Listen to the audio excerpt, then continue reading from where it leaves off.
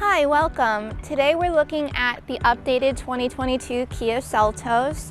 My name's Athena. We're here at Jones Kia, and this particular model is the 2022 Starbright Yellow S model.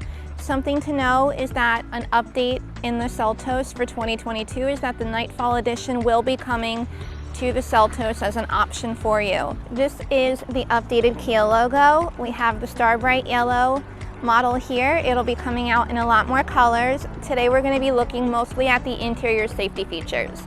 Now standard on all models is forward collision avoidance with pedestrian detection, lane keep assist, lane departure, and automatic high beam headlights. And my favorite new standard feature is the 10.3 infotainment system with built-in navigation, Apple CarPlay, and Android Auto.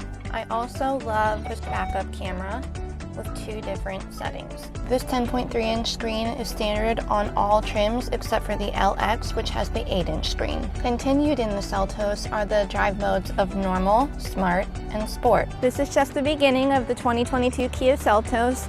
This unique one won't be here long. You can check them out at joneskia.com.